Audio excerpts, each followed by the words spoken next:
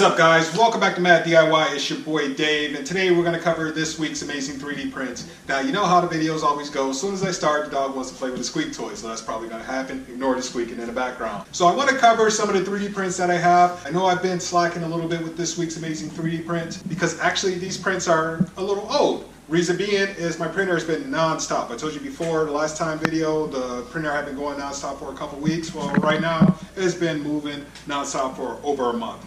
And it's to the point now where I can't even keep up with certain orders. Not telling what you see in here. I sell little custom parts here and there. I'll cover that one day later in another video. And I do this with the FlashForge Finder. They turned out fantastic, but the problem is I can't keep up with the orders. So now it kind of word spread. Hey, this company says, hey, we need this. This one says, hey, and we're just kind of pushing them out. But besides the point, your boy went out and got another FlashForge Finder. I was going to go out and get another printer. I was going to go with the C10S, which I heard good things about it because I want to get something that's going to have a huge platform so I can do large volume prints. But the problem is I had to take a couple weeks to try to learn it, to figure everything out. So I was like, let me go ahead and go with what I'm comfortable with, which is the FlashForge Finder. So I went out and got another one. Now, I'm not going to be like these other channels and say, hey, this printer's great because of this, and that. I really have nothing bad to say about the FlashForge Finder besides the simple fact that it doesn't have a heated platform, which is fine because PLA works just great. And of course, you can't do the ABS because there's no heated platform and it's not enclosed. But other than that, I don't really do it anyway yet, so I don't have any complaints about it. It's really a fantastic printer. I'm not sponsored.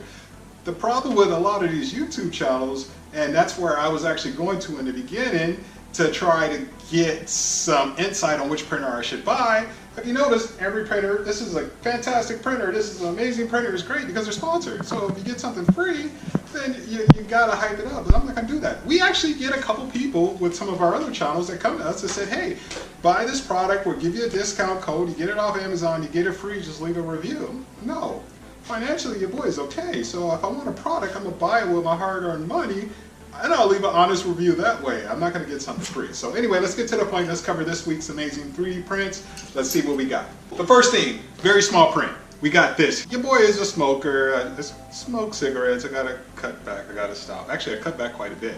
But my brother, he's a big time smoker and gamer at the same time, and I guess he's really big in NBA 2K. So I guess the problem is when he's gaming and he's trying to smoke or whatever, he loses a couple matches, I guess you can't really pause the game. You can call like a timeout. They make it very realistic. So I was like, I got you covered.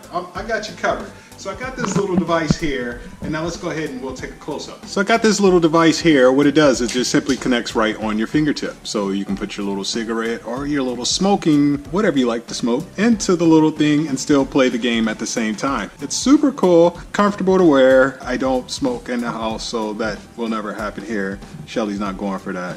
So anytime your boy needs to take a quick cigarette break, gotta go out to the garage or whatever. But I thought this was really cool. He likes it, came out handy, slides on right there. You can pop your controller. Now to me it seems like you'll be ashing everywhere as you're pushing buttons, but it works out for him. So that was a quick print, only took like maybe 10 minutes to do this guy. I don't even think it took that long, but came out really quick, really nice, and it worked out for him. Boom. The second print, back to the Nerf stuff. I wanted to print a holographic style iron sight that would just simply slide onto any Nerf top rails. Now I have over 20 different guns, mainly for my nephew and niece when they're here. I wanted to give them a holographic sight so they can aim at their uncle and shoot me.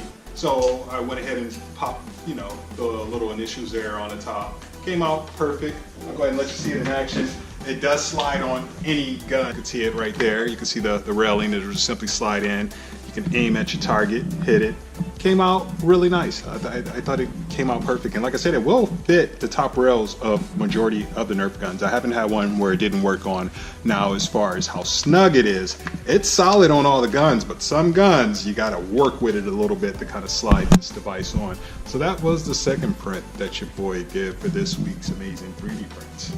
The third print, we got this little device here. Now, these are cool. It's the little Frankenstein light switch. So it's a 3-piece device. I printed in 2 different colors. So you got your base. This one is a little bit bolted. If you watched the video before on why your 3D prints warp, this was before I figured it out. So I'm gonna go with this, but I'm gonna show you the one that did come out perfect. So this was part of the issue where it would actually warp or wouldn't stick to the platform. But your boy figured that out. I'll put a link to that video in the description as well. But to me it kind of looks like a mousetrap, but it's your Frankenstein light switch. So you have this device that'll actually attach to the light You put that on the light, it sticks in here, and when it comes down, it catches it and flicks the light on and off as it goes up and down. And it kind of locks into place and you can see it. But like I said, it kind of looks like a mousetrap, but it's really cool, especially if you're into that whole Frankenstein light switch effect. And here, let me show you in action. So as you can see right here, the light switch is on and how it works. You just simply pull the switch down, it catches right there, and you don't have any power anymore. You flick it back up, voila. And we also have this so you can do a dual light plate. And I'm going to make it for the, what do they call it? The core style light switch plates, you know, where you got the little button where you push up and down. I'll print out one for that as well. So you can do it for single light switch, dual, even have it for 4. I'll be sure to put the links to all these prints in the description so you can check it out. Next up, we got some dangerous 3D prints. I wanted to make something, like I said, I'm the fun uncle. Carter, my nephew, he's 8, so I wanted to give him something to do. He didn't like throwing a dart, so we had to find something else. So I created these little devices here. I'll let you get a close up. Here we have some stick pin ninja stars. Now we have one that can actually hold a total of 8. We have one that can hold a total of 6. We actually had a few more, but we kind of broke it. We got a little carried away. We had a little 2-star pin holder, and we had a 3-star and a 4-star, but we kind of broke those, you know, got a little bit wild here. But these came out fantastic. Besides the little bend right there, of course, that was done over time, and that's how the pins, when they would actually hit the cork board, they would damage and bend back. That caused that effect, but it'll slide right in there, and to create a little cheap, effective ninja star that works, I thought this was perfect. And these were quick. I would actually print 5 at a time, and it would take me about 25 minutes or so on the FlashForge. So let's go ahead and see these things in action. Boom. And the last one. Boom.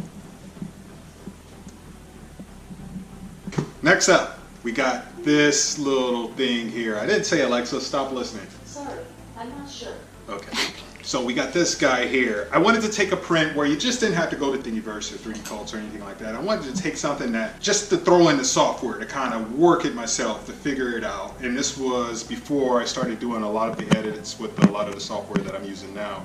So I actually found this guy off the internet, and it's basically a company where they make games, board games, new characters. So I took one of the characters and I went ahead and threw it into the 3D printing software, and it came out amazing. Let's get a close up of this. Now the details on this guy, the sword, the gown that's wearing, and you can see the whatever the effect there that's in the neck with the little mask there at the top.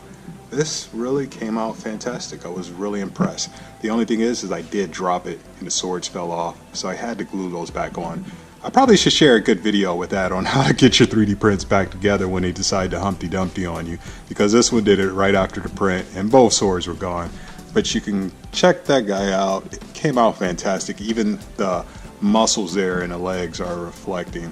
So this is one of my great detail prints that I decided to do. Something with a little bit more of an effect to it to show you what the FlashForge can actually accomplish.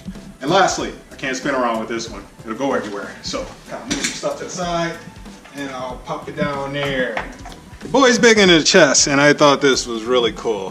Here we have a Pokemon chess set, and we're using all the Pokemon characters. So we'll create the bishops, the rook, the queen, Pokemon balls.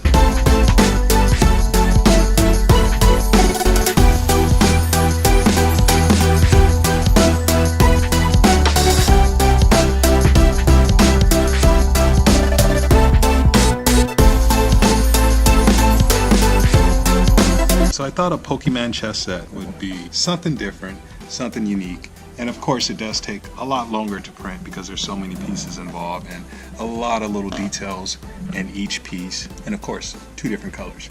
So I was very close to getting that other FlashForge with the 2 different extruders in order to print multiple colors at the same time, but this was your final print, and that is this week's amazing 3D prints. Well, thank you guys so much for tuning in. It's your boy Dave, signing out till next time, and I got some more coming your way. Mad DIY. Peace.